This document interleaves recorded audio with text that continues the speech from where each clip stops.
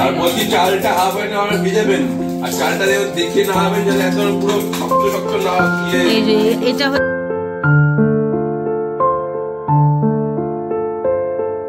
Everyone, welcome back to my channel. সবার প্রথম বলে রাখি merry Christmas to everyone. So আজকের দিনটা একটু অন্যরকম, সবাই তোমরা এনজয় করো। আজকের মেরি ক্রিসমাস, সবাই তো তোমরা ঘুরতে যাচ্ছই, তো ভালো করে দিনটা আজকের কাটিয়েও ঘুরো। তো আজকের বাড়িতে বানাবো মেরি ক্রিসমাসের উপলক্ষে হচ্ছে বিরিয়ানি। তো চলো, মা বানাবে, আমরাও সবাই হাতে হাতে করব। তো আজকের দিনটা কিভাবে কাটাচ্ছি, কিভাবে বিরিয়ানিটা বানালাম একদম ঘরোয়া পদ্ধতিতে, সেটা সমস্ত সবকিছু তোমাদের সাথে শেয়ার করব। তো সাথে থাকো আর দেখতে থাকো। সবার প্রথম মা আলুগুলোকে ভালো করে খোসা ছাড়িয়ে এখানে পিস পিস করে আলুগুলোকে কেটে নেবে। কেন বিরিয়ানি সব থেকে বেস্ট পার্ট যেটা ভালো লাগে সেটা হচ্ছে আলু। আমার তো চিকেন ডিম মানে কিছুই লাগে না, আমার শুধু মনে হয় যেন আলু দিয়েই যেন বিরিয়ানিটা আমার খেতে যেন সব থেকে বেস্ট ভালো। চিকেনও যেন ভালো লাগে না, কিছু ভালো লাগে না। তো এখানে মা নিয়েছে চন্দ্রমুখী আলু, তোমরা চাইলে জ্যোতি আলুও নিতে পারো। এখানে পেঁয়াজের খোসাগুলোকে ছাড়িয়ে জলের মধ্যে একটু চুবিয়ে রেখেছে, যেন কেন কি মানে ওটা একটা ঝাঁঝটা বেরায়, একটু জলে চুবিয়ে রেখে যাতে ঝাঁঝটা একটু কমে যায়। আর এখানে আমি চিকেনটা নিয়েছিলাম হচ্ছে আমরা উইথ স্কিন, মানে পোলট্রি মুরগি ছাল সঙ্গে। এখানে প্রথমে দিয়ে দিলাম হচ্ছে একটুখানি হলুদ, তারপরে স্বাদ মতো হচ্ছে দেবো হচ্ছে, মানে স্বাদ মতো বলতে গেলে কি পরিমাণ মতো দেবো। এখানে হচ্ছে টক দই, নুন দেবো, সর্ষের তেল দেবো, এগুলো আদা রসুনের পেস্ট দেবো। মাংসটাকে 1-1.5 ঘন্টা হচ্ছে ম্যারিনেট করে রাখবো। আর আদা রসুনের পেস্ট আমার আগে থেকেই মানে বাটাটা আগে থেকেই তৈরি করা ছিল, সেই জন্য আদা রসুনের বাটাটা তৈরি করে রাখলাম। সামান্য দিলাম হচ্ছে একটুখানি লঙ্কা গুঁড়ো, গোলমরিচ গুঁড়ো। তোমরা যে যেরকম ঝাল পছন্দ করো সেরকম অনুযায়ী কিন্তু ঝাল তোমরা দিতে পারো। এখানে কেওড়া জল দিলাম একটুখানি, দিলাম হচ্ছে একটুখানি আতর, হ্যাঁ সমস্ত সবকিছু দিয়ে গোলাপ জলও দিয়েছি। দিয়ে এটাকে ভালো করে কিন্তু আমি একটুখানি ম্যারিনেট করবো। আর একটু সামান্য একটু ফুড কালার ইউজ করেছে, দিয়ে দিলাম হচ্ছে সর্ষের তেল। ব্যাস, সর্ষের তেলটা দেওয়ার পর পরিমাণ মতো নুন দিয়ে এটাকে ভালো করে মাখিয়ে আরেকটা জিনিস যেটা দেবো সেটা হচ্ছে কুচানো হচ্ছে একটু পেঁয়াজ দেবো। আর বিরিয়ানিতে হচ্ছে যে মশলাটা যেটা মেনলি লাগে সেটা কিন্তু আমি তৈরি করব। আগে প্রথমে হচ্ছে এগুলোকে সমস্ত সবকিছু এগুলো আমি ম্যারিনেট করে রাখবো। রেখে বিরিয়ানির যে রোস্টেড মানে একদম এই যে মশলাগুলো আছে, এই মশলাগুলো আমি একটু শুকনো খোলায় একটুখানি ভালো করে ভেজে নেবো। একটা বাটির মধ্যে সমস্ত সব রকমের যেটা দিয়ে বিরিয়ানি মশলাটা তৈরি হয় সেগুলো সমস্ত সবকিছু একটা জায়গার মধ্যে আমি ঢেলে নেব। ঢেলে নিয়ে আমি শুকনো খোলায় হচ্ছে এটাকে একটুখানি ভেজে নেবো। আতরটা একটু কম লেগেছিল সেই জন্য আরেকবার একটুখানি আতর দিলাম। এই যে বাটির মধ্যে সব এক জায়গায় আমি জড়ো করেছি। এবার এটাকে একটুখানি কড়ায় হালকা উষ্ণ উষ্ণ একটুখানি মানে একটু রোস্টেড করে নেবো। করে নেওয়ার পর তারপর হচ্ছে এটাকে আমি মিক্সিতে হচ্ছে যেটা দিয়ে আমি একদম তৈরি করে রাখবো বিরিয়ানির মশলা, যাতে যখনই আমি বিরিয়ানি করি এই মশলাটা ইউজ করতে পারি। আর এই মশলাটা কিন্তু শুধু বিরিয়ানি না, যখন চিকেন করা হয় না তখনও কিন্তু এটা ইউজ করা যায়। এত সুন্দর মশলাটা, স্মেল না দারুণ একটা স্মেল, মানে এখন ভাজার সময় মানে টোটালি এটা বেরিয়ে এসছে। তেজপাতাটাকে একটু হাতে টুকরো করে নেবো, দারচিনিটাকেও একটু টুকরো করে নেবো। ব্যাস করে নিয়ে এই মিক্সিতে দিয়ে দেবো, দিয়ে ব্যাস একদম ঘুরিয়ে একটা কৌটোর মধ্যে কিন্তু আমি এটাকে স্টোর করে দেবো। এই যে দেখো আমি এটা এই যে দেখো করে নিচ্ছে মা। এই এবার হচ্ছে মশলাটা, এই মশলাটাই হচ্ছে মেন, যেটা হচ্ছে আমাদের বিরিয়ানিটা করতে লাগবে। আর কিন্তু চিকেন ম্যারিনেটের সময়ও কিন্তু আমি এই যে দিয়ে দিলাম, ব্যাস দিয়ে এটাকে রেখে দেবো। আর বলছি চালটা হাফ এন আওয়ার ভিজাবেন, আর চালটা দেখিয়ে না হবেন যাতে একদম পুরো শক্ত শক্ত না হয়। এই যে এটা হচ্ছে আমাদের আনুমানিক জাজ বর। এই যে সবকিছুতে এক্সপেরিমেন্ট একটুখানি মানে না বললে হবে না, এটা বলতেই হবে, করতে পারবো না, তাই না? আগের বারে বর করেছিল, বিরিয়ানিটা খুব ভালো হয়েছিল।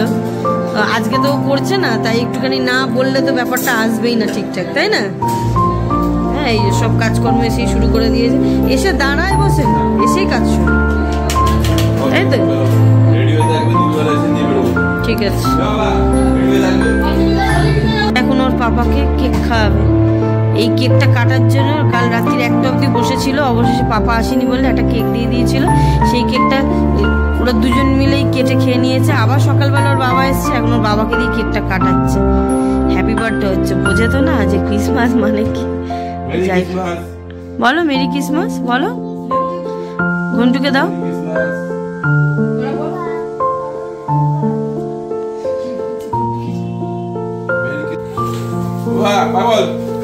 ডাকছে ঘন্টু,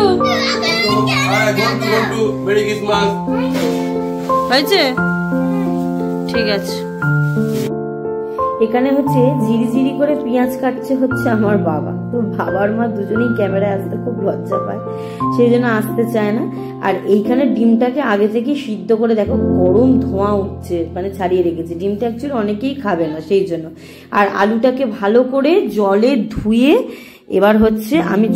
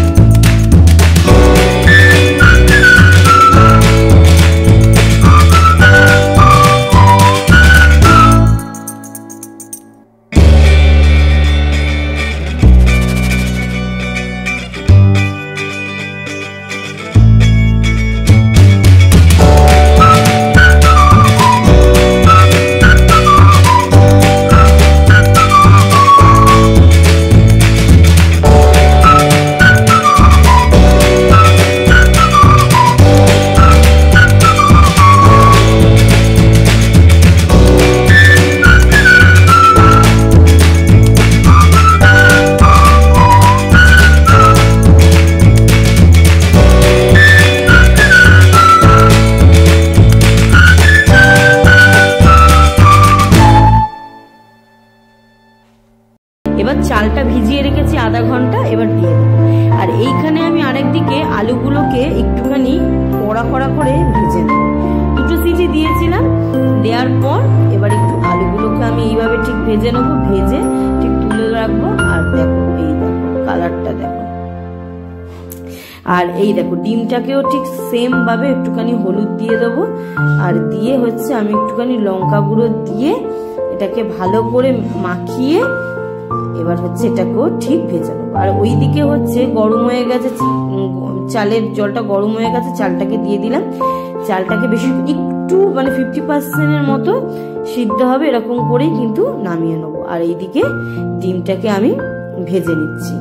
ডিমটা 5টা দিয়েছিলাম, কেন বেশি কেউ ডিম খাবে না, তো সেই জন্যই হচ্ছে 5টা ডিম দিয়েছিলাম। এবার হচ্ছে এই কড়াই ওই তেলের মধ্যেই কিন্তু আমি চিকেনটাকে করে নেবো।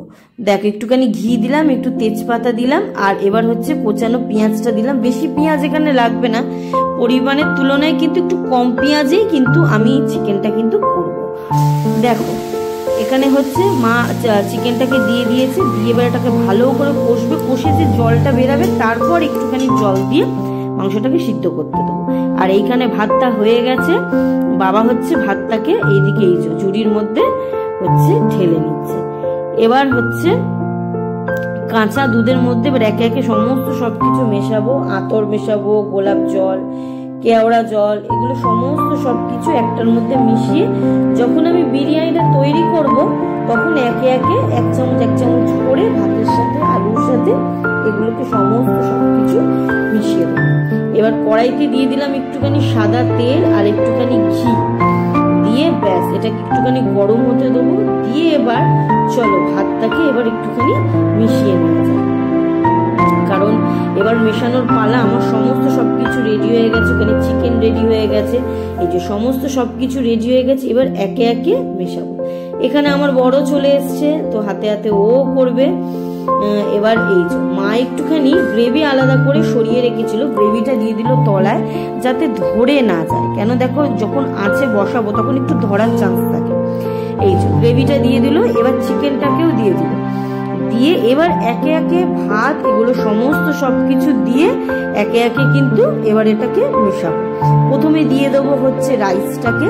দেখ এরকম প্লেটের মধ্যে কিন্তু রাইসটা নিয়েছি, আমি কিন্তু কোনো হাতা ইউজ করিনি, কেন হাতা নিলে অনেক সময় চালগুলো কিন্তু ভেঙে যাওয়ার চান্স থাকে, সেই জন্য নর্মাল প্লেটে এরকম করে মেশাবো। এখানে মা একটু মেশাচ্ছে, তারপরে আমার মেশাবে হচ্ছে আমার বর। মানে সবাই মিলেমিশে এই ক্রিসমাসের দিনে কিন্তু আমাদের বিরিয়ানিটা কিন্তু করা হয়েছে, যেটা খেতে খুবই সুস্বাদু ছিল।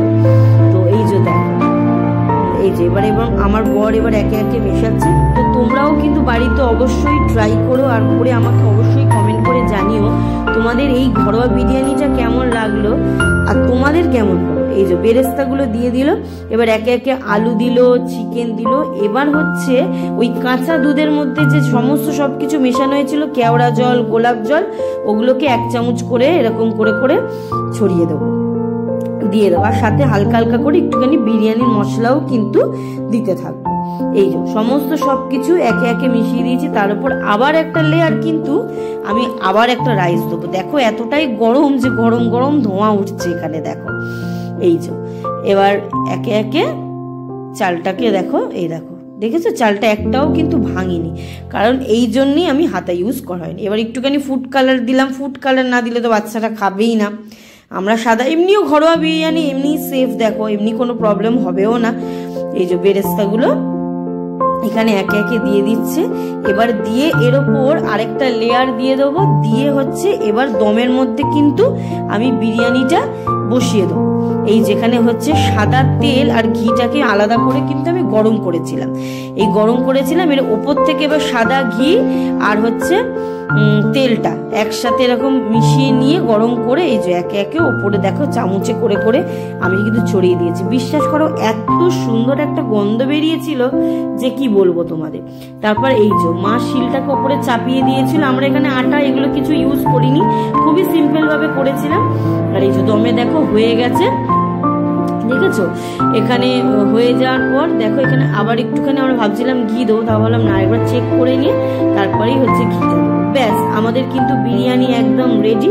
এবার আমরা মানে পেটের মধ্যে ইঁদুর দৌড়াচ্ছে যে বিরিয়ানি হয়ে গেছে, সবাই থালা নিয়ে প্লেট নিয়ে আমরা একদম বসে নিচ্ছি। আর এভাবে ঝাঁকিয়ে নিচ্ছি, কারণ তলাটায় যদি বাই চান্স একটু ধরে যায় বা এদিক ওদিক এক জায়গায় হয়ে যায় মশলাগুলো বা চিকেনের এগুলো সব যাতে মানে মিশে যায়, সেই জন্য মা একটুখানি ভালো করে নাড়িয়ে নিচ্ছে।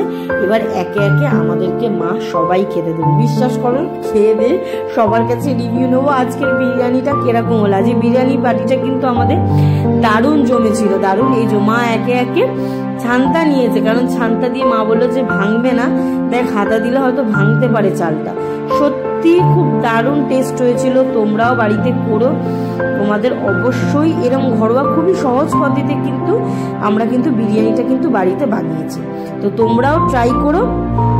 আর আমার এই ব্লগগুলো কেমন লাগে তোমরা কিন্তু অবশ্যই কমেন্ট করে জানাও। তো দেখো এই যে বেরিয়ে নিয়েছে, বিরিয়ানিতে স্যালাড থাকবে না কি করে হয়, কিন্তু যাই হোক সবকিছুর মধ্যে রায়তাটা মিক্স হয়ে যায়। তো যাই হোক সবকিছু খুব ভালোই হয়েছে। সো বিরিয়ানি আমাদের মানে বিরিয়ানির পার্টি খুব ভালো হলো। তো আজকের ফার্স্ট টাইম মা আজকের বিরিয়ানি বানিয়েছে, মানে মা শুধু না সবাই মিলে সহযোগিতা করা হয়েছে মাকে। তো বিরিয়ানি খেতে খেতে উঠতে এখন বাজে বিকাল 5টা। তো আজকে জানবো বাড়ির সদস্য থেকে বিরিয়ানি আজকের কেমন লাগলো ওদের। বলুন বড় মশাই, আপনি তো বিশাল বড় জাজমেন্ট, বলুন আপনি কেমন লাগলো? ভালো হয়েছে?